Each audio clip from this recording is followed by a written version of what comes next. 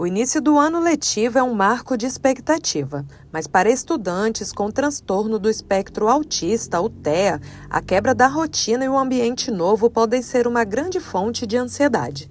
Em Rondônia, a rede estadual de educação registra um aumento progressivo nas matrículas de alunos com necessidades educacionais específicas.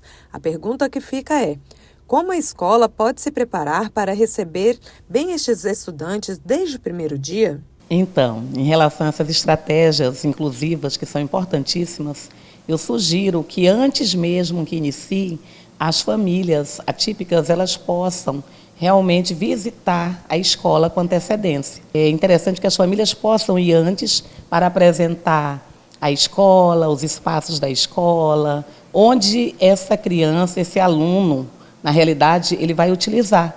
Onde é a sala de aula, onde é o refeitório.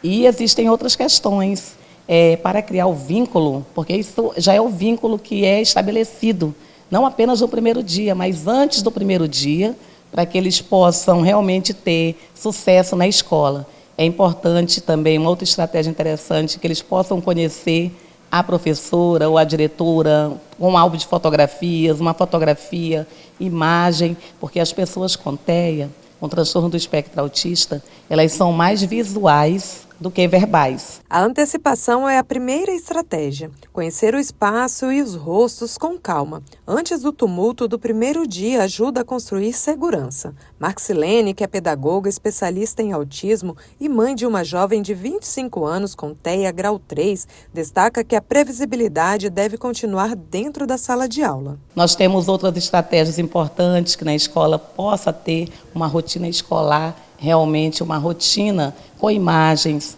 com pictogramas, com gravuras no momento da aula, no momento do lanche, o momento da saída. E principalmente, eu creio que essa seja fundamental, que é uma carta de apresentação para a escola. Que interessante.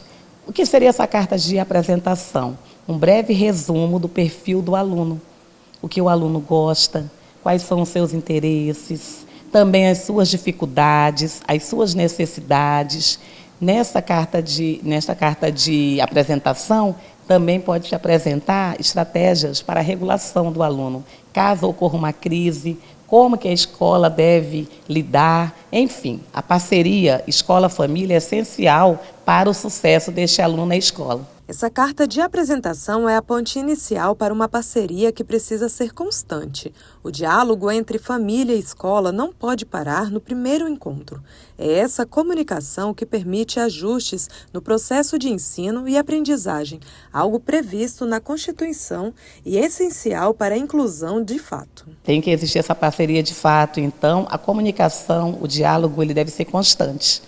Exatamente durante o processo, não apenas antes, mas também durante o processo ensino-aprendizagem. Porque quando eu falo ensino-aprendizagem, eu estou falando tanto em relação à escola, como eu estou falando em relação ao aluno, e isso, de fato, vem de acordo com o que diz a Constituição Federal, no artigo 205, que diz que a educação é direito de todos, com a participação da família e em colaboração com a sociedade. Então, é importante que haja comunicação constante, pode-se utilizar uma agenda, pode-se utilizar o e-mail, o WhatsApp, enfim.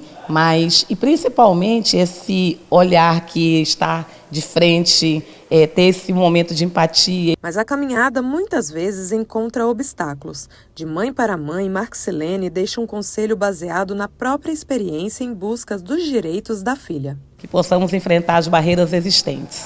Sabemos que são inúmeras as barreiras, é interessante que nós possamos conhecer realmente a legislação, que possamos realmente conhecer o que diz a Constituição Federal, o que diz a Lei número 12.764 de 2012, que é a lei que institui o direito das pessoas com TEA, o que diz principalmente a LBI, a Lei Brasileira de Inclusão. Quando eu falo isso, é porque os direitos precisam ser efetivados na prática. E para que eles sejam operacionalizados, eu preciso conhecer, para que eles possam realmente se concretizar. Não tema, busque, veja realmente aquilo que é necessário, aquilo que é de direito. Eu, como mãe, eu sempre busquei e continuo buscando os direitos da minha filha. E como nós estamos falando de acolhimento, o acolhimento ele perpassa não apenas pela questão atitudinal, mas também pela questão metodológica e programática. Então, existem várias barreiras que nós somos desafiadas a cada dia, mas não desista, continue, persista e faça de fato com que esse direito seja operacionalizado na prática, buscando a quem de direito. Estratégias concretas, parceria e conhecimento dos direitos.